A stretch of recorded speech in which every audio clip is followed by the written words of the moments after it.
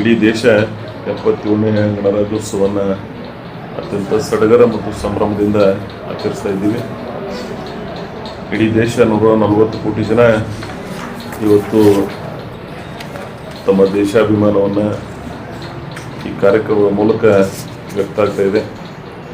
ಇಡೀ ಪ್ರಪಂಚಕ್ಕೆ ಒಂದು ಯಶಸ್ವಿ ಪ್ರಜಾಪ್ರಭುತ್ವ ರಾಷ್ಟ್ರ ಆಗಿ ಹೊರಹೊಮ್ಮಿದ್ದನ್ನು ನಾವೆಲ್ಲ ಭಾಳ ಸಂತೋಷದಿಂದ ಸಂಭ್ರಮದಿಂದ ನಮ್ಮ ಸಂವಿಧಾನ ಏನೊಂದು ಸಮರ್ಪಣೆ ಆಗಿದೆ ಆ ದಿವಸ ಇವತ್ತು ಅತ್ಯಂತ ವಿಜೃಂಭಣೆಯಿಂದ ಗಣರಾಜ್ಯೋತ್ಸವವನ್ನು 77 ವರ್ಷಗಳನ್ನು ಕಳೆದು 78ರಲ್ಲಿ ಕಾಲಿಡ್ತಾ ಇದ್ದೀವಿ. ಮತ್ತು ಈ ದೇಶದ ನಾನು ಆಗ್ತಾನೆ ವೇದಿಕೆ ಮೇಲೆ ಮಾತಾಡಿದಾಗೆ ಈ ದೇಶ ಅನನ್ಯ ಸಾಧನೆಯನ್ನು ಮಾಡಿದೆ.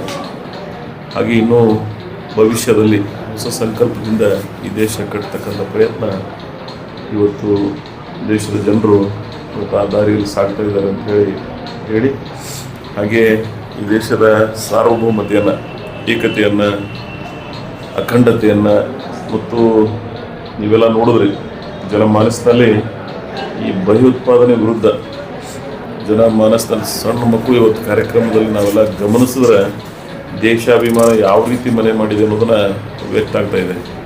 ತಿರಂಗದ ಮೇಲೆ ಇರ್ತಕ್ಕಂಥ ಅಭಿಮಾನವನ್ನು, ರಾಷ್ಟ್ರೀಯ ಮನೋಭಾವನೆಯನ್ನು, ಭಯೋತ್ಪಾದನೆ ವಿರುದ್ಧ ಏನೋ ಒಂದು ಹೋರಾಟವನ್ನು, ನಮ್ಮ ಸೈನಿಕರ ಬದುಕನ್ನು ಅನೇಕರು ಇವತ್ತು ಮಕ್ಕಳು ಬಹಳ ಹೃದಯ ಸ್ಪರ್ಶಿ ಕಾರ್ಯಕ್ರಮದಲ್ಲಿ ತಮ್ಮ ಸಾಂಸ್ಕೃತಿಕ ಕಾರ್ಯಕ್ರಮದಲ್ಲಿ ತೋರಿಸಿಕೊಟ್ಟಿದ್ದಾರೆ.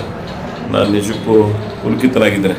ಆ ಎಲ್ಲ ಮಕ್ಕಳು ಭಾಗವಹಿಸಿ ಇವತ್ತು ದೇಶಾಭಿಮಾನವನ್ನು ತೋರಿಸಿಕೊಟ್ಟಿರ್ತಕ್ಕಂಥ ಆ ಎಲ್ಲ ಶಿಕ್ಷಣ ಸಂಸ್ಥೆಗಳಿಗೆ, ಆ ಕಾರ್ಯಕ್ರಮವನ್ನು ಆಯೋಜನೆ ಮಾಡಿದವರಿಗೆ ಮತ್ತು ವಿಶೇಷವಾಗಿ ಭಾಗವಹಿಸಿದ ನನ್ನ ಭಾಗದ ಎಲ್ಲ ಆ ಪುಟಾಣಿ ಮಕ್ಕಳಿಗೆ ನನ್ನ ಅಭಿನಂದನೆಗಳು.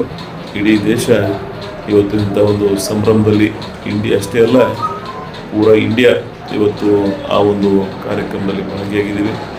ಸೊ ಹೀಗೆ ಈ ದೇಶದ ಭವಿಷ್ಯವನ್ನು ಈ ದಾರಿಯಲ್ಲಿ ಸಾಗ್ತಕ್ಕಂಥ ಪ್ರಯತ್ನವನ್ನು ಮಾಡೋಣ.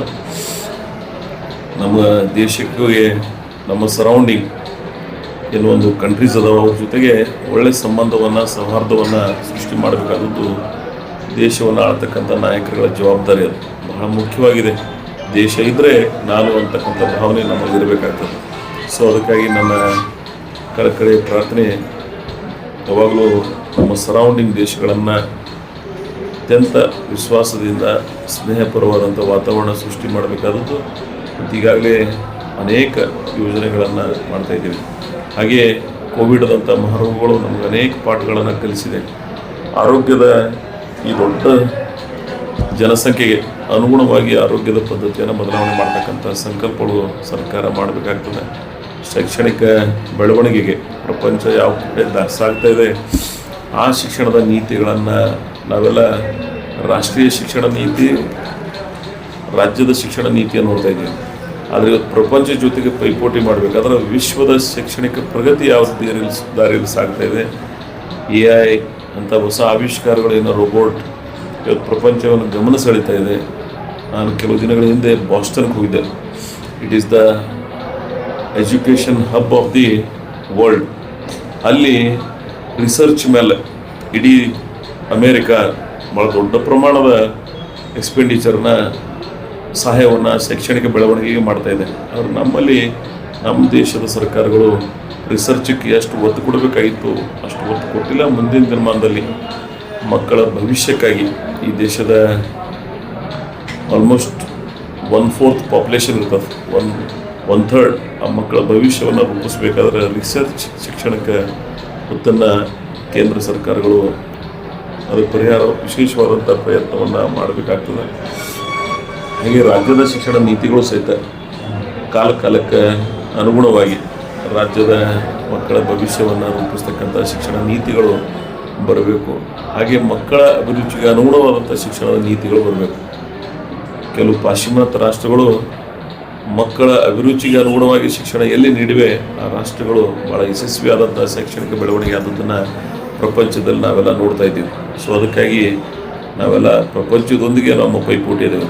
ಸೊ ಅದಕ್ಕಾಗಿ ಅಮೋಘ ಶಿಕ್ಷಣ ನೀತಿಯನ್ನು ಬದಲಾವಣೆ ಆಗಲಿ, ಹಾಗೆ ದೇಶಾಭಿಮಾನವನ್ನು ಬೆಳವಣಿಗೆ ಆಗಲಿ, ಹಾಗೆಯೇ ದೇಶದ ಅಖಂಡತೆಯನ್ನು, ಸಾರ್ವಭೌಮತೆಯನ್ನು ಮತ್ತು ಸಾಮಾಜಿಕ ಸಮಾಜವಾದಿತನವನ್ನು, ಈ ಸೈದ್ಧಾಂತಿಕ ನಿಲುವುಗಳನ್ನು ನಮ್ಮೆಲ್ಲರಲ್ಲಿ ಬರಲಿ. ಇಂಥ ಗಣರಾಜ್ಯೋತ್ಸವ ಮತ್ತು ಸ್ವತಂತ್ರೋತ್ಸವ ನಮಗೆ ಆ ಪ್ರೇರಣೆಯನ್ನು ನೀಡ್ತವೆ ಅಂತಕ್ಕಂಥ ಮಾತನ್ನು ಹೇಳಿ ನಾನು ಇನ್ನೊಮ್ಮೆ 77ನೇ ಗಣರಾಜ್ಯೋತ್ಸವದ ಶುಭಾಶಯಗಳನ್ನು ಕೋರಿ, ಇವತ್ತು ಇಡೀ ಕರ್ನಾಟಕ ಭಾಳ ಸಂತೋಷದಿಂದ ಅನೇಕ ದಿಗ್ಗಜರಿಗೆ 8 ಪ್ರಶಸ್ತಿಗಳನ್ನು, ಪದ್ಮಶ್ರೀ ಮತ್ತು ಪದ್ಮವಿಭೂಷಣ ಪ್ರಶಸ್ತಿಗಳನ್ನು ಕೇಂದ್ರ ಸರ್ಕಾರ ಏನು ಕೊಟ್ಟಿದೆ. ನಾನು ನಿಜಕ್ಕೂ ನಮ್ಮ ರಾಜ್ಯದ ಆ ಎಲ್ಲ 8 ಜನ ಅವಕಾಶಗಳು ಸಿಕ್ಕಿದೆ ವಿವಿಧ ರಂಗದಲ್ಲಿ ಸಾಧನೆ ಮಾಡಿರ್ತಕ್ಕಂಥವ್ರಿಗೆ ಅವರೆಲ್ಲರ ಪರವಾಗಿ ಕೇಂದ್ರಕ್ಕೆ ಅಭಿನಂದನೆಗಳನ್ನು ಸಲ್ಲಿಸ್ತೀನಿ. ಹಾಗೆಯೇ ಪೊಲೀಸ್ ಪದಕಗಳನ್ನು ಅನೇಕ ರಂಗದಲ್ಲಿ ಸೇವೆಯನ್ನು ಮಾಡಿರ್ತಕ್ಕಂಥ ಅನನ್ಯ ಒಂದು ಪ್ರಯತ್ನ ಮಾಡಿದವರಿದ್ದಾರೆ. ಅವರೆಲ್ಲರಿಗೂ ಸರ್ಕಾರಗಳು ಗುರುತಿಸಿ ಪ್ರಶಸ್ತಿಗಳನ್ನು ನೀಡ್ತಾ ಇದ್ದಾರೆ.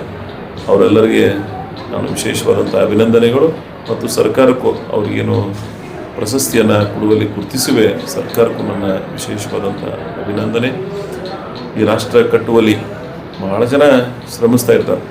ಇತ್ತೀಚಿನ ಪ್ರಶಸ್ತಿಗಳ ಮೌಲ್ಯಗಳು ಹೆಚ್ಚಾಗಿವೆ. ರಾಷ್ಟ್ರಪತಿ ಪದಕಗಳಾಗಿರ್ಬೋದು, ಹೀಗೆ ಅನೇಕ ಪದ್ಮಶ್ರೀ, ಪದ್ಮವಿಭೂಷಣ, ಡಾಕ್ಟರೇಟ್, ರಾಜ್ಯದಲ್ಲಿ ಇರತಕ್ಕಂಥ ಅನೇಕ ಸಂಘ ಸಂಸ್ಥೆಗಳು ಪ್ರಶಸ್ತಿಗಳನ್ನು ಏನು ಕೊಡ್ತಾ ಇದ್ದಾರೆ, ಆ ಪ್ರಶಸ್ತಿಗಳಿಗೆ ಯೋಗ್ಯ ರೀತಿಯಲ್ಲಿ ಆಯ್ಕೆಗಳೆಲ್ಲ ನಡೀತಾ ಇವೆ. ನಾನು ಸುಮ್ಮನೆ ಗಮನಿಸಿದೆ.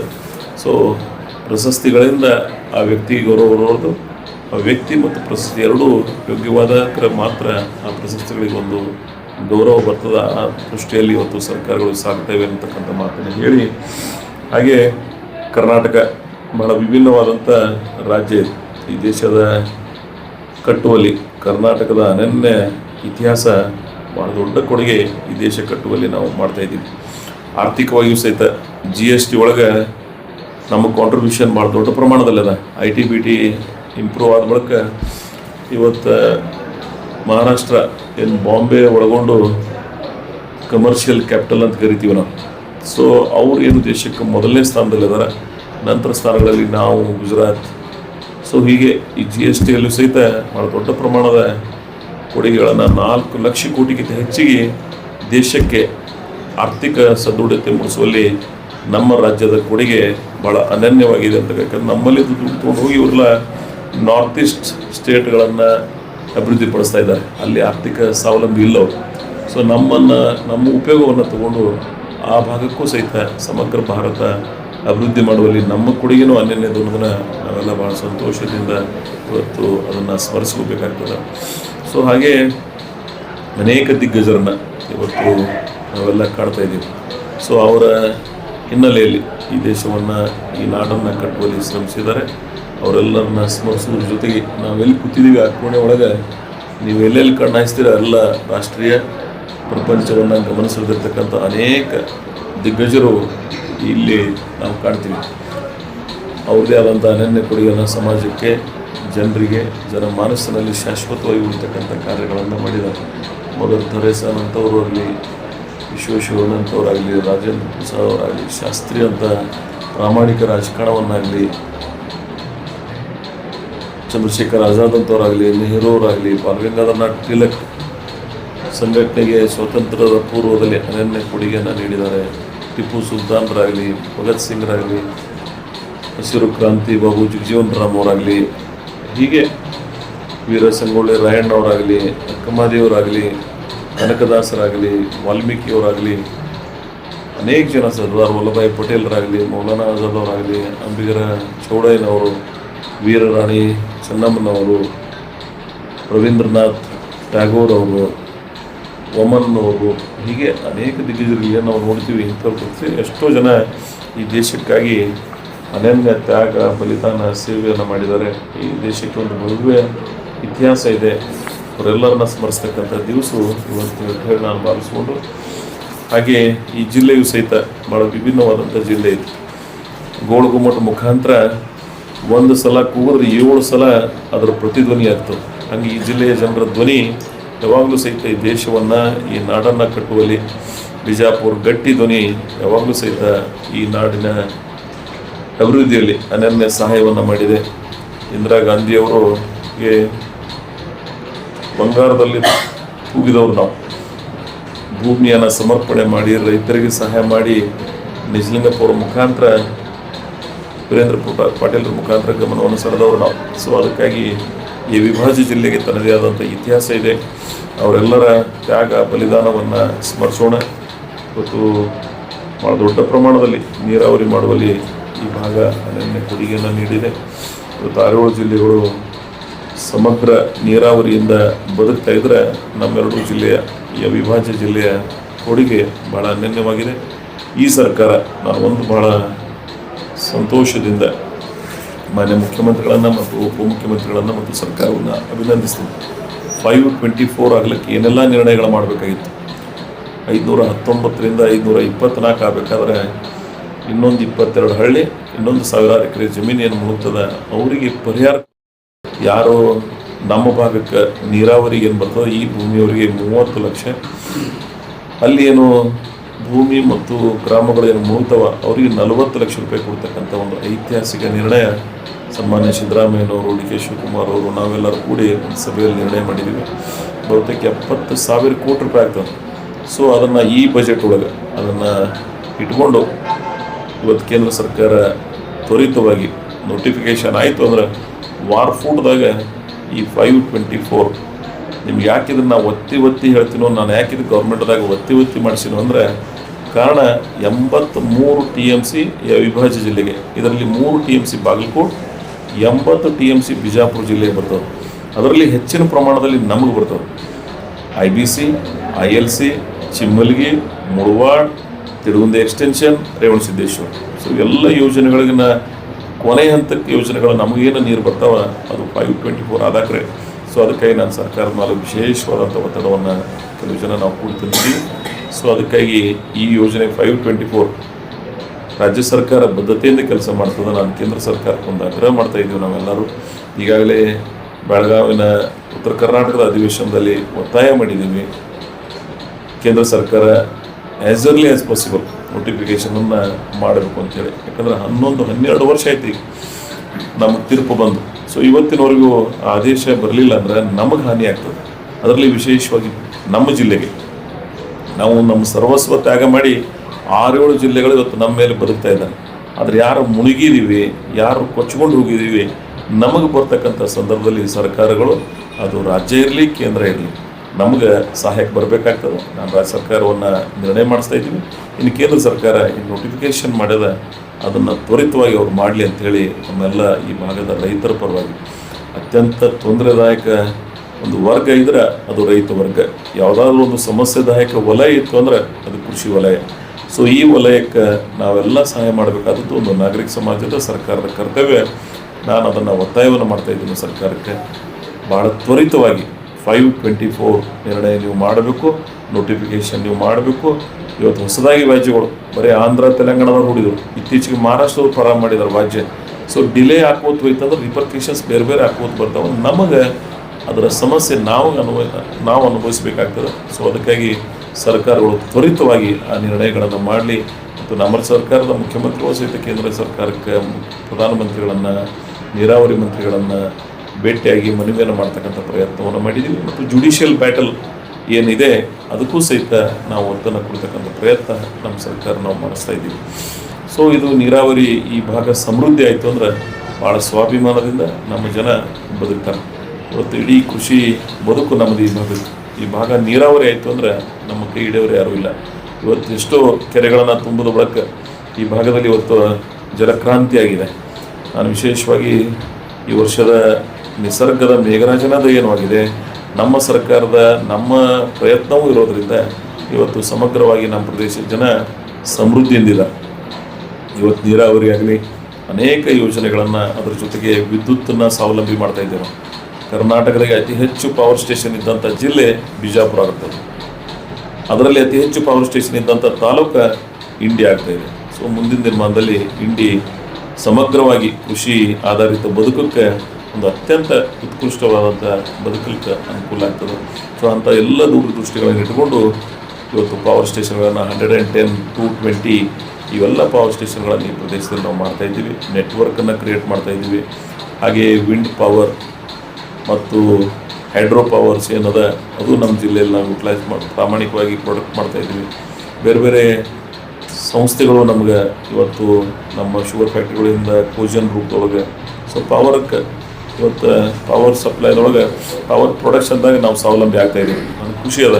ನಮ್ಮ ರಾಜ್ಯ ಪವರ್ದು ಒಂದು ಕಾಲ ಇತ್ತು, ಕೋಲ್ ಮುಖಾಂತರ ಪವರ್ ಪ್ರೊಡಕ್ಷನ್ ಮಾಡ್ತಕ್ಕಂಥ ಕೈ ದಿನಗಳಿದ್ದೀವಿ ನಾವು. ನಾರ್ತ್ ಇಂಡಿಯಾದಿಂದ ಕೋಲ್ ಬರಲಿಲ್ಲ ಅಂದರೆ ಎಷ್ಟೋ ಸಲ ಕತ್ತಲಲ್ಲಿ ಮುಳುಗ್ತಿದ್ದೀವಿ ನಾವು. ಅದು today we are in different. ನಮಗೆ ನಾವೇ ಆದಂಥ ಸ್ವಾವಲಂಬಿ ಆಗ್ತಾಯಿದ್ದೀವಿ. ಪವರ್ ಪ್ರೊಡಕ್ಷನ್ದಾಗೂ ಸಹಿತ ಕರ್ನಾಟಕ ಭಾಳ ಸಮೃದ್ಧಿಯಾಗಿ ಇವತ್ತು ಉತ್ಪಾದನೆಯನ್ನು ಮಾಡ್ತಾಯಿದೆ. ಇದು ಈ ರಾಜ್ಯದ ಬೆಳವಣಿಗೆಗೆ ಭಾಳ ಪೂರಕವಾದಂಥ ವಾತಾವರಣವನ್ನು ಸೃಷ್ಟಿ ಮಾಡ್ತಾಯಿದೆ.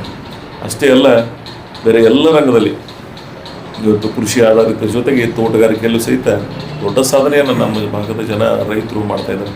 ದ್ರಾಕ್ಷಿ, ನಿಂಬೆ, ದಾಳಿಂಬೆ, ಕಬ್ಬು ಈಗ ಭಾಳ ದೊಡ್ಡ ಪ್ರಮಾಣದಲ್ಲಿ ನಾವು ಬೆಳಿತೀವಿ. ಕಬ್ಬಿಗೆ ಫ್ಯಾಕ್ಟ್ರಿಗಳಾಗಿವೆ, ನಿಂಬೆಗೆ ಮಾರ್ಕೆಟ್ ಇವತ್ತು ಇಡೀ ಪ್ರಪಂಚ ಗಮನ ಸೆಳೀತಾ ಇದೆ GI ಟ್ಯಾಗ್ ಮುಖಾಂತರ. ಹಾಗೆ ದ್ರಾಕ್ಷಿ ಕಳೆದ 2-3 ವರ್ಷ ರೇಟ್ ಇರಲಿಲ್ಲ, ಈ ವರ್ಷ ಒಳ್ಳೆಯ ಬೆಲೆ ಬಂದು ಅವರು ಸಮೃದ್ಧಿಯಿಂದಿದ್ದಾರೆ. ದಾಳಿಂಬರಿಗೆ ಏನೋ ರೋಗಗಳು ಬರ್ತೀವಿ ಸ್ವಲ್ಪ ಕಡಿಮೆಯಾಗಿ ಅವರಲ್ಲೂ ಸಹಿತ ಮಂದಹಾಸ ಮೂಡಿದೆ. ಆದರೂ ಈ ವರ್ಷ ನೆರೆ ಹಾವಳಿಯಿಂದ ಸ್ವಲ್ಪ ತೊಂದರೆಯನ್ನು ಭೀಮಾ ದಡದಲ್ಲಿ ಬಿಜಾಪುರ, ಗುಲ್ಬರ್ಗ, ಯಾದಗಿರಿ, ಮಹಾರಾಷ್ಟ್ರದ ಕೆಲವು ಜಿಲ್ಲೆಗಳು ಸಮಸ್ಯೆಯನ್ನು ಎದುರಿಸ್ತೀವಿ ನಾವು. ಸೀನಾ ರಿವರ್ ಎಂದೂ ಸಹಿತ ಅಷ್ಟು ಪ್ರಮಾಣದ ಬಂದಿರಲಿಲ್ಲ. ಅಷ್ಟು ದೊಡ್ಡ ಫ್ಲಡ್ ಬಂದು ನಮ್ಮ ಭಾಗದ ರೈತರ ಬದುಕಿಗೆ ತೊಂದರೆ ಆಗಿತ್ತು. ಅದಕ್ಕೂ ಸಹಿತ ಮತ್ತು ಮಳೆ ಆಗಿದ ಪ್ರದೇಶಕ್ಕೂ ಅತಿ ಹೆಚ್ಚು ಮಳೆ ಆದದ್ದು ನಮ್ಮದು. ಕರ್ನಾಟಕದಾಗೆ ಅತಿ ಹೆಚ್ಚು ಮಳೆಯನ್ನು ನಮ್ಮ ಜಿಲ್ಲೆ ಈ ವರ್ಷ ದಾಖಲಾದದ್ದನ್ನು ನಾವೆಲ್ಲ ಗಮನಿಸ್ತಾ ಇದ್ದೀವಿ. ಮಂಗಳೂರು, ಉಡುಪಿಯಾಗಿ ಏನು ಮಳೆ ಆಗ್ತಿತ್ತು ಆ ಪ್ರಮಾಣದ ಮಳೆ ಆಗಿದೆ. ಬೆಳೆ ಹಾನಿಯಾಗಿದೆ, ರಸ್ತೆಗಳ ಹಾನಿಯಾಗಿದೆ, ಬೇರೆ ಅನೇಕ ಇನ್ಫ್ರಾಸ್ಟ್ರಕ್ಚರ್ಸ್ಗೂ ಸ್ಕೂಲ್, ಕಾಲೇಜಸ್, ಅಂಗನವಾಡಿ ಬಿಲ್ಡಿಂಗ್ಗಳಿಗೂ ಸಹಿತ ಸ್ವಲ್ಪ ಅಲ್ಲಲ್ಲೇ ತೊಂದರೆ ಆದದ್ದನ್ನು ನೋಡಿದ್ವಿ. ಅದಕ್ಕೆ ಪರಿಹಾರ ಕೊಡ್ತಕ್ಕಂಥ ಪ್ರಯತ್ನ ಭಾಳ ದೊಡ್ಡ ಪ್ರಮಾಣದಲ್ಲಿ ನಮ್ಮ ಜಿಲ್ಲೆಗೆ 500 ಕೋಟಿಗಿಂತ ಹೆಚ್ಚಿಗೆ ಪರಿಹಾರ ಕೊಡಿಸ್ತಕ್ಕಂಥದ್ದು. ನಮ್ಮ ತಾಲೂಕಿಗೆ ಮೊನ್ನೆ ನಾನೇನು KDP ಮೀಟಿಂಗ್ದೊಳಗೆ ಹೇಳಿದೆ, 106 ಕೋಟಿಗಿಂತ ಹೆಚ್ಚಿಗೆ ನಮ್ಮ ರೈತರಿಗೆ ಪರಿಹಾರ ಕೊಡ್ತಕ್ಕಂಥ ಪ್ರಯತ್ನ ನಮ್ಮ ಸರ್ಕಾರ ಇವತ್ತು ನಾವೆಲ್ಲರೂ ಕೂಡಿ ಮಾಡಿದ್ದೀವಿ. ಇವತ್ತೇನು ಈ ಪ್ರದೇಶಕ್ಕೆ ಇನ್ನೂ ಏನು ಸಮಸ್ಯೆಗಳದಾವ ಅದನ್ನು ಪರಿಹಾರ ಮಾಡ್ತಕ್ಕಂಥ ಪ್ರಯತ್ನ ಮತ್ತು ರಸ್ತೆಗಳನ್ನು 50% ರಸ್ತೆಗಳು ಅಭಿವೃದ್ಧಿಯಾಗಿ ಇನ್ನೊಂದು 50% ಮುಂದಿನ ಒಂದೂವರೆ ವರ್ಷದಲ್ಲಿ ಅವುಗಳು ಸಹಿತ ಒಂದು ಹಂತಕ್ಕೆ ತರ್ತಕ್ಕಂಥ ಪ್ರಯತ್ನವನ್ನು ಮಾಡೋಣ. ನ್ಯಾಷನಲ್ ಹೈವೇ ಅಷ್ಟರಾಗಿ 27 ಇದು ಕಂಪ್ಲೀಟ್ ಆಗ್ತದೆ. ಸೊ 27ರಲ್ಲಿ ಬಹುತೇಕ ರಸ್ತೆಗಳು ಒಂದು ಹಂತದಲ್ಲಿ ಅಭಿವೃದ್ಧಿ ಆಗ್ತದೆ. ಉಳಿದ ಎಲ್ಲ ಯೋಜನೆಗಳ ಯಾವ ನಗರದಲ್ಲಿ ನಾವು ಕೂತಿದ್ದೀವಿ ಒಂದು ಸಂತೋಷ. ಇವತ್ತೇನು ಈ ಬಿಲ್ಡಿಂಗ್ನಾಗ ನಾನು ಕೂತೀನೋ ಈ ಸಲ ಇವತ್ತೇನು ಸಂವಿಧಾನ ಶಿಲ್ಪಿ ಅಂತ ಕರಿತೀವಿ, ಇವತ್ತಿನ ದಿನಕ್ಕೆ ಏನು ಕಾರಣೀಪುರುಷರಿದ್ದಾರೆ ಡಾಕ್ಟರ್ ಬಾಬಾ ಸಾಹೇಬ್ರನ್ನ ಸ್ಮರಿಸ್ತಕ್ಕಂಥ ಕೆಲಸ ನಾವಿಲ್ಲಿ ಮಾಡಿದ್ದೀವಿ. ಅಂಬೇಡ್ಕರ್ ಅವರ ಹೆಸರನ್ನು ಈ ಕ್ರೀಡಾಂಗಣಕ್ಕೆ ಇಟ್ಟು ಇವತ್ತು ಅವರ ಹೆಸರಿನ ಮುಖಾಂತರ ಈ ಕ್ರೀಡಾಂಗಣ ಇವತ್ತು ಗುರುತಿಸ್ತಾ ಇದೆ.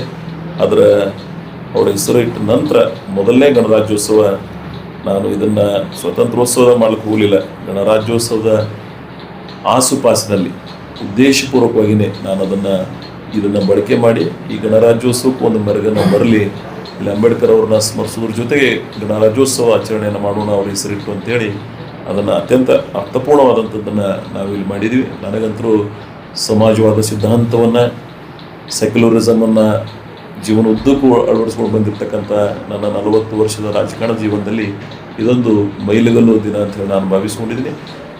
ಯಾರಿಗಾಗಿ ಇಡೀ ಪ್ರಪಂಚದಲ್ಲೇ ಒಂದು ಬದಲಾವಣೆಯ ಸಂಕೇತವನ್ನು ಆ ದಿನಗಳಲ್ಲಿ ಬಿತ್ತಿ ಇವತ್ತು ಅದರ ಫಲ ಕೊಡ್ತಾ ಇದೆ. ಅದಕ್ಕಾಗಿ ಬಾಬಾ ಸಾಹೇಬ್ರನ್ನ ಇಂಡಿ ಭಾಗದ ಜನ ಬಹಳ ಗೌರವಪೂರ್ಣವಾಗಿ ನಾವು ಅವ್ರನ್ನ ಸ್ಮರಿಸ್ತಾ ಇದ್ವಿ. ಸೊ ಹಾಗೆ ಇವತ್ತು ಈ ಪ್ರದೇಶದ ಅಭಿವೃದ್ಧಿಗಾಗಿ ಇವತ್ತು ಅವ್ರದ್ದೊಂದು ಸ್ಟ್ಯಾಚ್ಯೂ ಸಹಿತ ನಮ್ಮೆಲ್ಲ ಆತ್ಮೀಯರು ಕೂಡಿ ಇವತ್ತು ಅದನ್ನು ತಂದು ಸ್ಥಾಪನೆ ಮಾಡ್ತಾ ಇದ್ದಾರೆ. ಎಲ್ಲಿ ನಾವು ಸ್ಟ್ಯಾಚ್ಯೂ ನಿರ್ಮಾಣ ಮಾಡ್ಬೇಕಂತೇಳಿ ಅಲ್ಲಿ ಒಂದು ವೇದಿಕೆ ಅದ, ಅಲ್ಲಿ ಅವರ ಸ್ಟ್ಯಾಚ್ಯೂ ಸಹಿತ ಬಂದು ಇವತ್ತು ಅಲ್ಲಿ ಇರ್ತದೆ. ಮುಂದೊಂದು ದಿವಸ ಕಾರ್ಯಕ್ರಮ ಮಾಡಿ ಅನಾವರಣ ಮಾಡ್ತಕ್ಕಂಥ ಪ್ರಯತ್ನ ಮುಂದಿನ ದಿನಮಾನದಾಗ ಮಾಡೋದು. ಬರೀ ಅಷ್ಟೇ ಅಲ್ಲ, ಅನೇಕ ನಾಯಕರುಗಳು, ಅದು ವೀರ ಸಂಗೊಳ್ಳಿ ರಾಯಣ್ಣವ್ರದ್ದಾಗಲಿ, ತಾಯಿ ರಾಣಿ ಚೆನ್ನಮ್ಮನವ್ರದ್ದಾಗಲಿ, ಸಂತ ಶ್ರೇಷ್ಠರಾಗಿರ್ತಕ್ಕಂಥ ಸೇವಾಲಾಲ್ರದ್ದಾಗಲಿ, ಹಾಗೂ ಹಿಂದೂ ಸಾಮ್ರಾಟ್ ಶಿವಾಜಿ ಮಹಾರಾಜರದ್ದಾಗಲಿ, ಇವರೆಲ್ಲರನ್ನ ಈ ನಗರದಲ್ಲಿ ಇನ್ನೂ ಮೊದಲೇ ಮಾಡಿದ್ದೀವಿ ನಾವು. ಟಿಪ್ಪು ಸುಲ್ತಾನ್ರದ್ದು, ಹಡಪದ ಅಪ್ಪಣ್ಣವ್ರದ್ದು, ಅನೇಕ ದಿಗ್ಗಜರದು ನಾವೆಲ್ಲ ಮಾಡಿದ್ದೀವಿ. ಸೊ ಇವುಗಳನ್ನು ಮಾಡಿ ಇಂಡಿ ನಗರದ ಎಲ್ಲ ಇಂಥ ಮಹಾನ್ ಚೇತನ ಸ್ಮರಿಸ್ತಕ್ಕಂಥ ಕೆಲಸ ನಾವೆಲ್ಲರೂ ಕೂಡ ಮಾಡ್ತಾಯಿದ್ವಿ, ಮುಂದೂ ಸಹಿತ ಅದನ್ನು ಮಾಡೋಣ ಅಂತಕ್ಕಂಥ ಮಾತನ್ನು ಹೇಳಿ, ಸೊ ಹಾಗೆ ಇನ್ನೂ ಅನೇಕ ಯೋಜನೆಗಳನ್ನು ಇಂಡಿ ನಗರಸಭೆ ಆಗಿದೆ. ಇಂಡಿ ನಗರದ ಜನರಿಗೆ ಬಹಳ ಜನರಿಂದ ಆಶೋತ್ತರ ಇತ್ತು. ನಾನು 2018 ಚುನಾವಣೆಯಲ್ಲಿ ಮಾತು ಕೊಟ್ಟಿದ್ದೆ ಇಂಡಿ ನಗರಸಭೆ ಮಾಡುವಂತೇಳಿ. ಇವತ್ತು ಆ ಮಾತಿನಂತೆ 7 ವರ್ಷಗಳಲ್ಲಿ ನಾವು ಆ ಸಾಧನೆಯನ್ನು ಮಾಡಿ ಇಂಡಿ ನಗರಸಭೆಯನ್ನು ಮಾಡಿದ್ದೀವಿ. ಯಾಕಂದರೆ ಅವಾಗ ಮಾಡ್ತಿದ್ದೇವೆ ನಾವು, ಸೆನ್ಸಸ್ ಆಗಿರಲಿಲ್ಲ. 2021ಕ್ಕೆ ಏನು ಜನಗಣತಿ ಆಗಬೇಕಾಯಿತು ಅದು ಆಗಿರಲಿಲ್ಲ. ಆದರೆ ಈಗ ಅದು ಇನ್ನೂ ಲೇಟ್ ಆಗ್ತದೆ ತಿಳ್ಕೊಂಡು ನಾನೇ ಒಂದು ಗೌರ್ಮೆಂಟ್ದಾಗ ನಾನು UT ಖಾದರ್ ಇಬ್ಬರು ಕೂಡಿ ಏನು ನಮ್ಮ ಸ್ಪೀಕರ್ ಅದರ ಸಭಾಧ್ಯಕ್ಷರದರ ವಿಧಾನಸಭೆದ ಗೌರವಾನ್ವಿತ ಸಭಾಧ್ಯಕ್ಷರು ನಾನು ಕೂಡಿ ಸರ್ಕಾರದ ಮೇಲೆ UD ಡಿಪಾರ್ಟ್ಮೆಂಟ್ ಪ್ರಿನ್ಸಿಪಲ್ ಸೆಕ್ರೆಟರಿಗಳಿಗೆ ಕನ್ವಿನ್ಸ್ ಮಾಡಿ ಅದೊಂದು ಸೂತ್ರ ಕಂಡುಹಿಡಿದು, ಯಾಕಂದ್ರೆ ಇದೊಂದು ವಿಶೇಷ ಸನ್ನಿವೇಶ ಅದ ತಿಳ್ಕೊಂಡು ಸೆನ್ಸಸ್ ಆಗಲಿಲ್ಲ ಅಂದರೂ ಸಹಿತ ನಾವು ಆ ನಗರಗಳಿಗೆ ನ್ಯಾಯ ಕೊಡಬೇಕಾಗ್ತದೆ ತಿಳ್ಕೊಂಡು ಒಂದು ವಿಶೇಷ ಪರಿಕಲ್ಪನೆಯಿಂದ ಆ ಪ್ರಯತ್ನ ಮಾಡಿ ಸರ್ಕಾರಕ್ಕೆ ಮನವೊಲಿಸಿ ಬೇರೆ ಆ್ಯಂಗಲ್ನಾಗ ಅದನ್ನು ಅಂತ್ಯಗಳು ಮಾಡಿ 50,000 ಪಾಪ್ಯುಲೇಷನ್ ನಾವು ಆಲ್ರೆಡಿ ಕ್ರಾಸ್ ಆಗಿದ್ದೀವಿ. ಇದಕ್ಕೆ ನಗರಸಭೆ ಸ್ಟೇಟಸ್ ಕೊಡಬೇಕಾಗ್ತದೆ ಅಂತ ಹೇಳಿ ಕೊಡಿಸ್ತಕ್ಕಂಥ ಪ್ರಾಮಾಣಿಕ ಪ್ರಯತ್ನ ಮಾಡಿದ್ದು ನನಗೆ ಖುಷಿ ಅದು. ಇಂಡಿ ನಗರದ ಜನರಿಗೆ ಇವತ್ತು ನಗರದ ಜನರಾಗಿದ್ದಾರೆ, ಅವರಿಗೆ ಏನು ಬೇಸಿಕ್ ನೀಡ್ಸ್ ಬೇಕು ಅದನ್ನು ಪ್ರೊವೈಡ್ ಮಾಡ್ತಕ್ಕಂಥ ಪ್ರಯತ್ನ ನಾವು ಮುಂದಿನ ದಿನಮಾನದಲ್ಲಿ ಮಾಡಿದ್ದೀವಿ. ಮೊದಲು ಮಾಡಿದ್ದೀವಿ, ಮುಂದೆ ಮಾಡ್ತೀವಿ. 24/7 ನಾನು ಬಿಜಾಪುರ KDP ಮೀಟಿಂಗ್ದಾಗಿದ್ದಾಗ ಖುಷಿ ಅನ್ನಿಸ್ತು. ಕರ್ನಾಟಕದಾಗ ಬರೀ 3 24/7 ಸಕ್ಸಸ್ಫುಲ್ ಹಿಸ್ಟ್ರಿ ಅದು, ಅಂಥದ್ರಾಗ ಇಂಡಿನೂ ಸಹಿತ. ಸೊ ನನಗೆ ನನ್ನ ನಗರದ ಜನ ಅತ್ಯಂತ ಎಲ್ಲಿ ನೀರಿನ ಸಮಸ್ಯೆ ಇತ್ತು, ಅತಿ ಹೆಚ್ಚು ತೊಂದರೆ ಏನಿತ್ತು, ಅಲ್ಲಿ ಶಾಶ್ವತ ಕುಡಿಯುವ ನೀರಿನ ಸಮಸ್ಯೆ ಪರಿಹಾರ ಮಾಡಿದ್ದೀವಿ. 50,000 ಜನಸಂಖ್ಯೆಗೆ ಏನು 8,984 ಮನೆಗಳನ್ನು ಅವತ್ತು ಏನು ಹೌಸ್ ಕನೆಕ್ಷನ್ ಕೊಡಿಸಿದ್ದೇನೆ. ಈಗ ಮೋಸ್ಟ್ಲಿ 10,000 ಮೇಲೆ ದಾಟಿರ್ಬೇಕು ಮನೆಗಳು. ಇವುಗಳಿಗೆ ಏನು ನಾನು 24/7 ಕನೆಕ್ಷನ್ ಕೊಡಿಸಿ 3 ಅಂತಸ್ತುವರೆಗೆ ಆ ಟೆಕ್ನಾಲಜಿಯನ್ನು ಅಡಾಪ್ಟ್ ಮಾಡಿಕೊಂಡು ನೀರನ್ನು ಕೊಡ್ತಾ ಇದ್ದೇವೆ. ಸೊ ಇಂದಿಗೆ ಶಾಶ್ವತ ಕುಡಿಯುವ ನೀರಿನ ಸಮಸ್ಯೆಯನ್ನು ಪರಿಹಾರ ಮಾಡಿದ್ದೀವಿ. ಅಷ್ಟೇ ಅಲ್ಲ, ಮೂಲಭೂತ ಸೌಕರ್ಯಗಳನ್ನು ಇಂಡಿ ಸ್ಟ್ರೀಟ್ ಲೈಟ್ ನೀವೆಲ್ಲ ನೋಡಿರ್ಬೋದು, ರಸ್ತೆಗಳನ್ನು ಅಗಲೀಕರಣ ಮಾಡಿದೀವಿ ನಾವು. ಎಷ್ಟೋ ಜನರ ಮನಸ್ಸು ಒಲಿಸಿ ರಸ್ತೆಗಳನ್ನು ಅಗಲೀಕರಣ ಮಾಡಿದ್ದೀವಿ, ಸ್ಟ್ರೀಟ್ ಲೈಟ್ ಹಾಕಿದ್ದೀವಿ. ಸ್ಟೇಷನ್ ರೋಡಿಗೆ ನೀವು ಹೊಂಟ್ರಿ ಅಂದ್ರೆ ನಿಮಗೆ ಕಾಣಿಸ್ತದೆ ಹೆಂಗೆ ಬದಲಾವಣೆ ಆಗಿದೆ ಅಂತ. ಸೊ ಉಳಿದೋದು ಸಹಿತ ಆದ್ಯತೆ ಮೇಲೆ ಮೊದಲು ಸಿಂದಗಿ ರೋಡ್ ಹೆಂಗಿತ್ತು, ಇವತ್ತು ಹೆಂಗದ, ಈ ರೋಡ್ ಹಿಂಗೆ ಹೈವೇ ಆದ ಬಳಿಕ ಇದು ಹೆಂಗೆ ಆಗ್ತದೆ. So future Indi in all ಆಸ್ಪೆಕ್ಟ್ಸ್ನಾಗ ಬದಲಾವಣೆಯನ್ನು ಮಾಡ್ತಾ ಇದ್ವಿ. ಸ್ಲಮ್ ಏರಿಯಾನು ಡೆವಲಪ್ ಮಾಡ್ತಕ್ಕಂಥ ಪ್ರಯತ್ನ ಮಾಡಿದ್ವಿ. ಸಮುದಾಯ ಭವನಗಳನ್ನು ತರ್ತಕ್ಕಂಥದ್ದು ಮಾಡಿದ್ದೀವಿ. ಸಾಹಿತ್ಯಿಕ ಭಾಳ ದಿನದ ಒಂದು ಕನ್ನಡ ಭವನ, ಸಾಹಿತ್ಯಾಸಕರ ಒಂದು ಭವನ ಬೇಕಾಗಿತ್ತು, ಅದನ್ನು ಸಹಿತ ಕೊಡ್ತಕ್ಕಂಥದ್ದು. ಒಂದು ಡಿಜಿಟಲ್ ಲೈಬ್ರರಿ ಕೊಡ್ತಕ್ಕಂಥ ಪ್ರಯತ್ನವನ್ನು ಮಾಡ್ತಾ ಇದ್ದೀವಿ. ಸೊ ನನಗೆ ಇಂಡಿಗೆ ಇನ್ನೂ ಏನೇನು ಮಾಡಬೇಕಾಗಿತ್ತು ಅವೆಲ್ಲವನ್ನು ಮಾಡ್ತಕ್ಕಂಥ, ನೀವೆಲ್ಲ ಮೊದಲ ಆ ವಾರ್ಡ್ ನಂಬರ್ 7 ಒಂದು ಕಡೆ ಹೊಂಟ್ರಿ ಅಂದ್ರೆ ರೋಡ್ ಹೆಂಗಿತ್ತು, ಇವತ್ತಲ್ಲಿ CC ರೋಡ್ ಮಾಡಿ ಅತಿ ಶೋಷಿತ ವರ್ಗಗಳು ಎಲ್ಲೆಲ್ಲರ ಅವರಿಗೆ ಅನುಕೂಲ ಆಗ್ತಕ್ಕಂಥ ಪ್ರಯತ್ನ. ಆ ರೋಡ್ ಮೇಲೆ ಬಂದು ಮುಕ್ಕೋತಿರ್ತಾರೆ, ನಾನು ನಮ್ಮ ಲಕ್ಷಾಂತರ ಹೂಗಳನ್ನ ನೋಡ್ತಿರ್ತೀನಿ.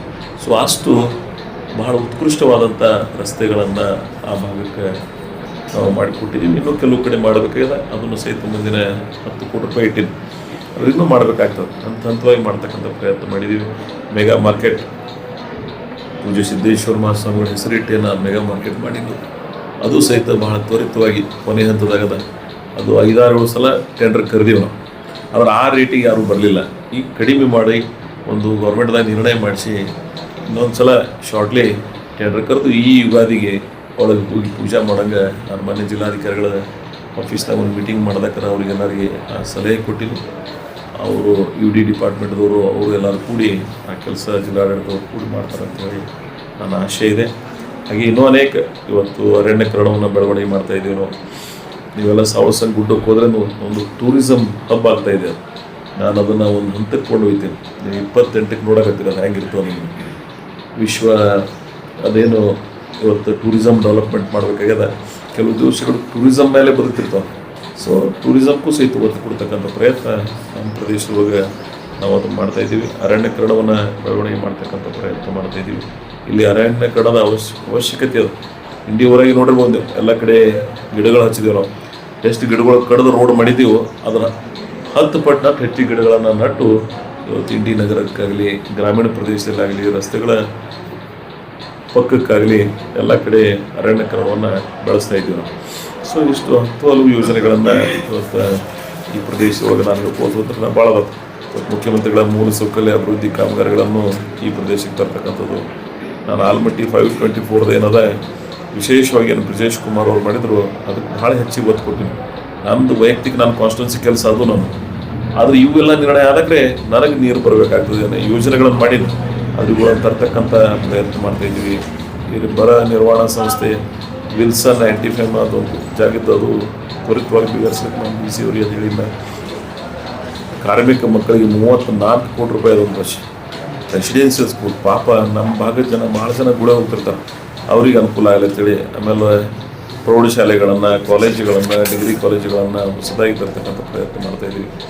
ಸೊ ಇನ್ನೂ ಅನೇಕ ಯೋಜನೆಗಳನ್ನು ಜನಸಂಖ್ಯೆ ಹೆಚ್ಚಳವಾಗಿ ಏನು ಗ್ರಾಮ ಪಂಚಾಯತ್ಗಳು ನಾಳೆ ಫೆಬ್ರವರಿಯಿಂದ ಮೋಸ್ಟ್ ಆಫ್ ದಿ ಗ್ರಾಮ ಪಂಚಾಯತ್ ಅವ್ರ ಅವಧಿ ಮುಗಿತು, ಏನು ಅಡ್ಮಿನಿಸ್ಟ್ರೇಟರ್ ನಾವು ನೇಮಿಸ್ತೀವಿ, ಅಲ್ಲಿ ಇನ್ನೊಂದಿಷ್ಟು ಬದಲಾವಣೆ ಮಾಡ್ತಕ್ಕಂಥ ಪ್ರಯತ್ನವನ್ನು ಮಾಡೋಣ. ಪಡ್ನೂರು ಅಂಕಲಿಗೆ ಬ್ರಿಡ್ಜ್ 65 ಕೋಟಿ 40 ಲಕ್ಷ ರೂಪಾಯಿ, 65 ಕೋಟಿ 40 ಲಕ್ಷ ರೂಪಾಯಿದು ಈ ಟೆಂಡರ್ ಕರೀತಾ ಇದ್ದೀವಿ. 2027 ಎಂಟಕ್ಕೆ 28 ಜನವರಿ ಒಳಗೆ ಹಿಂದಿ ಒಂದು ವರ್ಷದಲ್ಲಿ ಆ ಬ್ರಿಡ್ಜನ್ನು ಯಾವ ರೀತಿ ರೋಡಿಗೆ ಉಡ್ಚಾಣ ಮಾಡಿದ್ದೀವಿ ಆ ಬ್ರಿಡ್ಜನ್ನು ಮಾಡ್ತಕ್ಕಂಥ ಪ್ರಯತ್ನ ಮಾಡೋಣ. ಹಾಗೆ ಇನ್ನೂ ಅನೇಕ ಪಂಚ ಗ್ಯಾರಂಟಿಗಳಿಂದ ಸಹಿತ ಭಾಳ ಜನರಿಗೆ ಅನುಕೂಲ ಇದೆ. ಇವತ್ತು ನಮ್ಮಲ್ಲಿ ಶಕ್ತಿಯಿಂದಾಗಲಿ, ಗೃಹ ಜ್ಯೋತಿಯಿಂದಾಗಲಿ, ಗೃಹ ಲಕ್ಷ್ಮಿಯಿಂದಾಗಲಿ, ಅನ್ನಭಾಗ್ಯದಿಂದಾಗಲಿ ಭಾಳ ದೊಡ್ಡ ಪ್ರಮಾಣದಾಗ ಇವತ್ತು 314 ಕೋಟಿ ರೂಪಾಯಿ ಗೃಹಲಕ್ಷ್ಮಿಯಿಂದ ನಮ್ಮ ತಾಯಂದರಿಗೆ ಇವತ್ತು ದುಡ್ಡು ಬಂದಿದೆ. ಒಟ್ಟಾರೆ 500-600 ಕೋಟಿ ರೂಪಾಯಿ ಇವತ್ತು ನಮ್ಮ ತಾಲೂಕಿಗೆ ಈ ಗ್ಯಾರಂಟಿ ಯೋಜನೆಗಳ ಮೂಲಕ ಬಂದದನ್ನು ನಾವೆಲ್ಲ ಗಮನಿಸಬೇಕಾಗ್ತದೆ.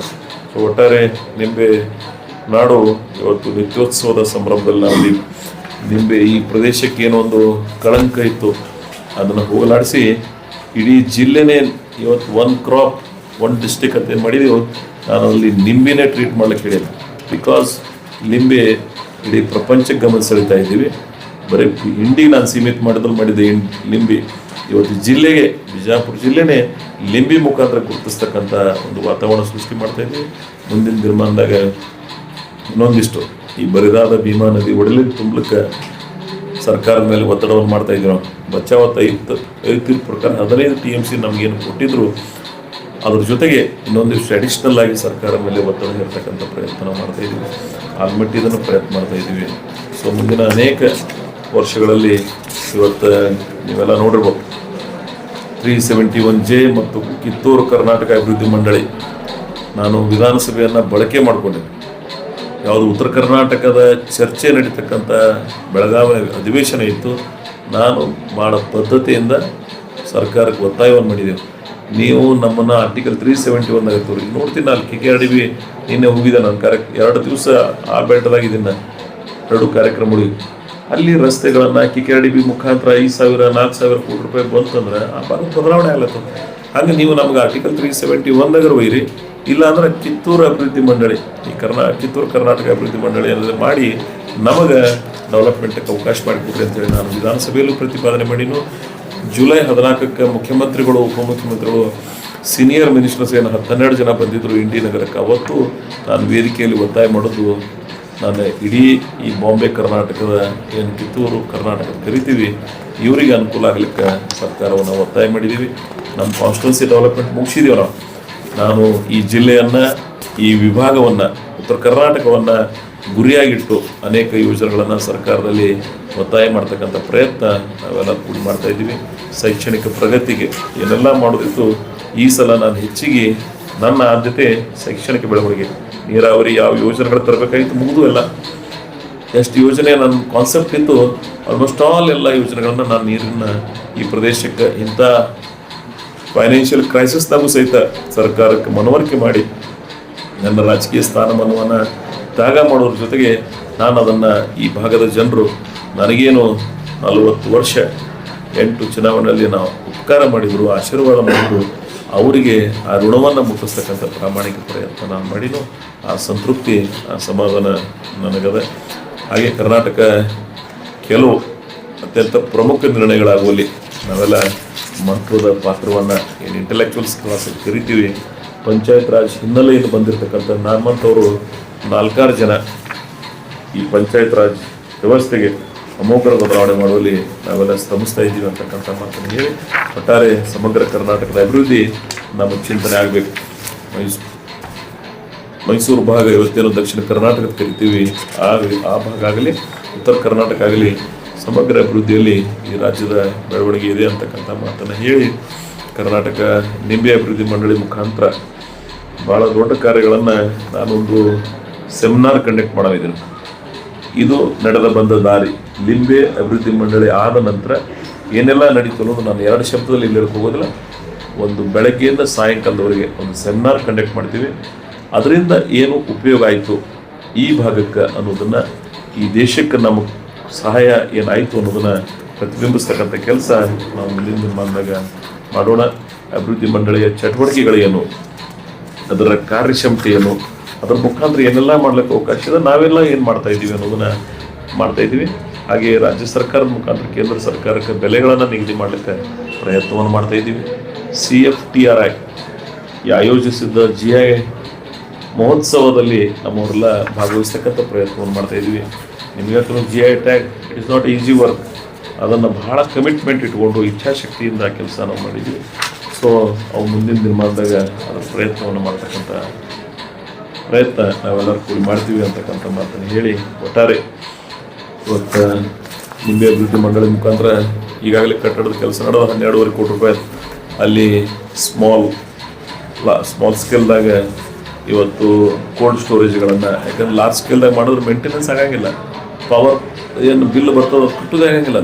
ಅದಕ್ಕೆ ನಾವು ಅದನ್ನು ಸೈಂಟಿಫಿಕ್ ಆಗಿ ಏನು ಮಾಡ್ಲಿಕ್ಕೆ ಸಾಧ್ಯದ ಅದನ್ನು ಮಾಡ್ತಕ್ಕಂಥ ನಮ್ಮ IAS ಆಫೀಸರ್ಸ್ ಏನು ಒಂದು ಟೀಮ್ ಅದ, ಅವರೆಲ್ಲರಿಗೆ ಅದನ್ನು ಒಪ್ಪಿಸಿದ್ರು ಅದೇನೇನು ಮಾಡ್ಲಿಕ್ಕೆ ಸಾಧ್ಯದ ಅದನ್ನು ಮಾಡ್ತಕ್ಕಂಥ ಪ್ರಯತ್ನ ಮಾಡೋಣ. ಒಟ್ಟಾರೆ ಎಲ್ಲ ವರ್ಗಗಳಿಗೆ ರಾಜಕೀಯವಾಗಿ ಅನೇಕ ಸ್ಥಾನಮಾನಗಳನ್ನು ನೀಡ್ತಕ್ಕಂಥ ಪ್ರಯತ್ನ, ಈ ಭಾಗದಲ್ಲಿ ಸಾಮಾಜಿಕ ನ್ಯಾಯವನ್ನು ಕಾಪಾಡ್ತಕ್ಕಂಥ ಪ್ರಯತ್ನ ನನ್ನ ಅವಧಿಯಲ್ಲಿ ನನಗೆ ಸಂತೃಪ್ತಿ ಅದ. ಯಾರು ಎಷ್ಟೇ ಮಾಡಿದ್ರು ಅದರಲ್ಲಿ ಇನ್ನೂ ಕಡಿಮೆ ಆದ ಅಪೇಕ್ಷೆ ಪಡ್ತಿರ್ತೀವಿ. ನನಗೆ ಒಬ್ಬ ರಾಜ್ಯ ಮಟ್ಟದವರು ಈ ಸ್ಟೇಟ್ ಲೆವೆಲ್ಗೂ ಇದು ನಾಮಿನೇಟ್ ಮಾಡಿನು, ಜಿಲ್ಲಾ ಮಟ್ಟಕ್ಕೆ ನಾಮಿನೇಟ್ ಮಾಡಿನು, ತಾಲೂಕಾ ಮಟ್ಟದಾಗ ನಾಮಿನೇಟ್ ಮಾಡಿನು. ಅಧಿಕಾರದ ಪಾಲುಗಾರಿಕೆಯಲ್ಲಿ ಎಲ್ಲರದು ಇರಬೇಕು ಅಂತಕ್ಕಂಥ ಆ ಸೂಕ್ಷ್ಮ ವ್ಯವಧಾನ ನನ್ನಲ್ಲಿರೋದ್ರಿಂದ ನಾನು ಬರೀ ನನಗಾಗಿ ಅಲ್ಲ, ನನ್ನವರಿಗಾಗಿ ಅಧಿಕಾರದ ಅವಕಾಶಗಳನ್ನು ಮಾಡಿಕೊಟ್ಟಿರ್ತಕ್ಕಂಥ ಇತಿಹಾಸ ನೀವೆಲ್ಲ ಹಿಂದಿನಿಂದ ಸ್ವಾತಂತ್ರ್ಯದ ನಂತರ ಇವತ್ತಿನವರೆಗೆ ಗಮನಿಸಿದ್ರೆ ಇಷ್ಟು ಅಧಿಕಾರ, ಇಷ್ಟು ಅವಕಾಶಗಳು, ಇಷ್ಟು ವಿಕೇಂದ್ರೀಕರಣ, ಎಷ್ಟು ಪ್ರಬುದ್ಧತೆ, ಎಷ್ಟು ವಿವೇಚನೆಯ ಅಭಿವೃದ್ಧಿ ಕಾರ್ಯಗಳನ್ನು ಗಮನಿಸಿದ್ರೆ ಈ ತಾಲೂಕು ಎಷ್ಟು ಬದಲಾವಣೆ ಆಗುವುದನ್ನು ನಾನು ನಿಮ್ಮ ಆತ್ಮಸಾಕ್ಷಿಗೆ ಬಿಟ್ಕೊಡ್ತೀನಿ. ನೀವೇ ಅದನ್ನು ಗಮನಿಸಬೇಕು ಅಂತಕ್ಕಂಥ ಮಾತನ್ನು ಹೇಳಿ, ಒಟ್ಟಾರೆ ನನ್ನ ರಾಜಕೀಯ ಅನುಭವವನ್ನು ಮೋಸ್ಟ್ ಇನ್ವಾಲ್ವ್ಮೆಂಟ್, ಮೋಸ್ಟ್ ಡೆಡಿಕೇಶನ್ನಿಂದ ನನ್ನ ರಾಜಕೀಯ ಜೀವನದ ಸಂತೃಪ್ತಿಯ ದಿನಗಳಲ್ಲಿ ನಾನಿದ್ದೀನಿ. ಈ ಭಾಗಕ್ಕೆ ಏನೆಲ್ಲ ಮಾಡಬೇಕನ್ನೋದು ನನ್ನ ಚುನಾವಣೆ ಪೂರ್ವದಲ್ಲಿ ನಾನೇನು ಕೆಲವು ನಿರ್ಣಯಗಳನ್ನು ಮಾಡಿದ್ದೆ. ಆ ನಿರ್ಣಯ 100ಕ್ಕೆ 90ರಷ್ಟು ಜಾರಿಗೆ ತಂದಿದ್ದೇನೆ. ಒಂದೇ ಒಂದು ಉಳಿದು ಜಿಲ್ಲಾ ಮಾಡಬೇಕಂತೇಳಿ. ಜಿಲ್ಲೆ ಮಾಡೋದು ನಾನು ಒಬ್ಬನಿಂದ ಆಗೋದಲ್ಲ, ಒಂದು ತಾಲೂಕದಿಂದ ಆಗೋದಿಲ್ಲ. ಪಕ್ಕದ ತಾಲೂಕುಗಳು ನಮಗೆ ಸರ್ಕಾರ ಮಾಡಬೇಕಾಗ್ತದೆ, ಸರ್ಕಾರ ನಿರ್ಣಯ ಮಾಡಬೇಕಾಗ್ತದೆ. ಜಿಲ್ಲೆಗಳನ್ನು ಮಾಡ್ತಕ್ಕಂಥ ಚಿಂತನೆಗಳನ್ನು ಸರ್ಕಾರದಲ್ಲಿದ್ದಾಗ ನಾನು ಅದನ್ನು ಅನುಸರಿಸತಕ್ಕಂಥ ಪ್ರಯತ್ನವನ್ನು ಮಾಡಬೇಕಾಗ್ತದೆ. ಇನ್ಫ್ರಾಸ್ಟ್ರಕ್ಚರ್ಸ್ ಕ್ರಿಯೇಟ್ ಮಾಡಬೇಕಾಗ್ತದೆ, ವಾತಾವರಣ ಸೃಷ್ಟಿ ಮಾಡಬೇಕಾಗ್ತದೆ. ಇನ್ಫ್ರಾಸ್ಟ್ರಕ್ಚರ್ಸ್ ಕ್ರಿಯೇಟ್ ಮಾಡಿದ್ದೀವಿ, ವಾತಾವರಣ ಸೃಷ್ಟಿ ಮಾಡ್ತಾ ಇದ್ದೀವಿ, ಮತ್ತೊಬ್ಬರು ಸರ್ಕಾರ ಕೋರ್ತಾ ಇದ್ದೀವಿ. ಸರ್ಕಾರದ ನಿರ್ಣಯ ಮಾಡೋದ್ರೆ ಭಾಳ ಪ್ರಬಲವಾದಂಥ ಧ್ವನಿಯನ್ನು ಮಂಡನೆ ಮಾಡ್ತಕ್ಕಂಥ ಆ ರಾಜಕೀಯ ಜಾನ್ಮನತೆ ಅರ್ಥವ್ರು ನಾವೆಲ್ಲ ಇದ್ದೀವಿ. Most of the important decisions ಮಾಡಾಗ we are in that decision ಆಗೋದ್ರೆ ನಾವೆಲ್ಲ ಅದ್ರಾಗ ಇರೋರಿದ್ದೀವಿ. So we are one party, one commitment, one decision. ಭಾಳ ಪ್ರಬುದ್ಧ ಮತ್ತು ಎಲ್ಲಕ್ಕಿಂತ ಮೋಸ್ಟ್ ನಾನು ಕೊನೆಯದೊಂದು ಮಾತು, ಈ ತಾಲೂಕಿನೊಳಗೆ ಏನು ಇರಲಿಲ್ಲ ನಾನು ಒಂದು ಸ್ಥಾಪನೆ ಮಾಡೀನಿ. ಇಲ್ಲಿಗಲ್ ಅನ್ನೋದನ್ನು ಸಾಧ್ಯದಟ್ಟು ನನ್ನ ಗಮನಕ್ಕೆ ಬರುವಲ್ಲಾರ್ದಾಗ ತಿಳಿತಕ್ಕಂಥ ಪ್ರಾಮಾಣಿಕ ಪ್ರಯತ್ನ ಮಾಡಿ. ಟ್ರಾನ್ಸ್ಪರೆಂಟ್ ಅಂತ ಏನಿತ್ತು, ಭ್ರಷ್ಟಾಚಾರ ಮುಕ್ತ ಆಡಳಿತ ವ್ಯವಸ್ಥೆಯಲ್ಲಿ ನೀಡಬೇಕು ಅಂತಕ್ಕಂಥ ನನ್ನ ಪರಿಕಲ್ಪನೆ ಏನಿತ್ತು, ನನ್ನ ಆತ್ಮಸಾಕ್ಷಿಗೆ ಅನುಗುಣವಾಗಿ ನಾನಿಲ್ಲಿ 90% ಪ್ರಾಮಾಣಿಕತೆ ತರ್ತಕ್ಕಂಥ ರಾಜಕಾರಣವನ್ನು ಮಾಡೀನಿ. ಅದರ ಜೊತೆಗೆ ಇಲ್ಲಿ ಎಲ್ಲರನ್ನ ಸಂವೇದನಾಶೀಲತೆಯಿಂದ ಕರ್ಕೊಂಡು ಹೋಗ್ಬೇಕಂತಕ್ಕಂಥ ಏನು ಚಿಂತನೆ ಇತ್ತು, ಆ ಪ್ರಬುದ್ಧ ರಾಜಕಾರಣವನ್ನು ಈ ಪ್ರದೇಶಕ್ಕೆ ತರ್ತಕ್ಕಂಥ ಪ್ರಯತ್ನ ನಾವು ಮಾಡಿದ್ದೀವಿ. ನನಗೆ ಅಧಿಕಾರಿಗಳು ಈ ನನ್ನ ಸುದೀರ್ಘ ರಾಜಕಾರಣದಲ್ಲಿ IAS ಆಫೀಸರ್ಸ್ ಹಿಡಿದು ಕೆಳಮಟ್ಟದ ಅಧಿಕಾರಿ ವರ್ಗದವರೆಗೆ ಸಹಾಯ ಸಹಕಾರ ಮಾಡಿದ್ದಾರೆ. ನನ್ನ ಕಮಿಟ್ಮೆಂಟ್ ಪ್ರಕಾರ ಪರಿಶ್ರಮ ಪಟ್ಟಿದ್ದಾರೆ. ಯಾರ್ಯಾರು ಅತಿ ಹೆಚ್ಚು ಕಳಕಳಿಯಿಂದ ಸೇವೆಯನ್ನು ಮಾಡಿದ್ದಾರೆ ಇದ್ರಾಗ ಈ ಈ ಏನು ಯಶಸ್ವಿಗೆ ಅವ್ರ ಕಾಂಟ್ರಿಬ್ಯೂಷನು ಸಹಿತ ಬಹಳ ಮುಖ್ಯವಾಗಿದೆ. ಅವ್ರನ್ನ ಸಹಿತ, ಯಾಕಂದ್ರೆ ನಾವೆಲ್ಲ ಯೋಜನೆಗಳನ್ನು ತರ್ಬೋದು, ಬಟ್ ಅಲ್ಟಿಮೇಟ್ ಇಂಪ್ಲಿಮೆಂಟಿಂಗ್ ಅಥಾರಿಟೀಸ್ ಅವರು ಇರೋದ್ರಿಂದ ನಾನು ಅವರಿಗೂ ಸಹಿತ ಈ ಶ್ರೇಯಸ್ಸದಲ್ಲಿ ಭಾಗಿದಾರರು ಮತ್ತು ಜನರು ಸಹಿತ, ಜನರ ಸಹಕಾರ ಮಾಡಿರಲಿಲ್ಲ ಅಂದ್ರೆ ಇವೆಲ್ಲ ಮಾಡೋದಾಗ್ತಿರ್ಲಿಲ್ಲ. 300 ಅಂಗಡಿ ಕೆಡವಾಳಾಗ ಅವರೇ ಎಲ್ಲರೂ ರಸ್ತೆಗೆ ಇಳಿದಿದ್ರೆ ಏನು ಮಾಡೋದಾಗ್ತದೆ? ಒಂದು 2-3 ಮಂದಿ ನಮ್ಮ ಕೈಲಿ ಇವತ್ತಿಗೆ 10 ವರ್ಷ ಆಯ್ತು ಬಗೆಹರಿಸೋದಾಗಲ್ಲ. ಅದ್ರ ಉಳಿದು 300-400 ಜನ ಮನಸ್ಸು ಒಲಿಸಿ ಅವ್ರ ಅಂಗಡಿಗಳನ್ನು ಸರಿಸಿ ರಸ್ತೆಗಳ ಅಗಲೀಕರಣ ಮಾಡಿದ್ದೀವಿ, ಬ್ರಿಡ್ಜ್ ಮಾಡಿದ್ದೀವಿ, ಅನೇಕ ಸೇತುವೆಗಳನ್ನು ಮಾಡಿದ್ದೀವಿ. ಎಲ್ಲೆಲ್ಲಿ ಅವಶ್ಯಕತೆ. ನಿನ್ನೆ ನಾ ಕೊಟ್ಟಾಳಕ್ಕೆ ಹೋಗಿದ್ದೆ ರಾತ್ರಿ. ಕೊಟ್ಟಾಳ ಹತ್ತಿರಕ್ಕೆ ಹೋಗ್ಬೇಕಾದ್ರೆ 4 ತಿಂಗಳ ಕನೆಕ್ಟಿವಿಟಿ ಕಟ್ ಆಗ್ತಿತ್ತು. 3 ಕೋಟಿ ರೂಪಾಯಿ ಒಂದು ಸ್ಮಾಲ್ ವಿಲೇಜ್.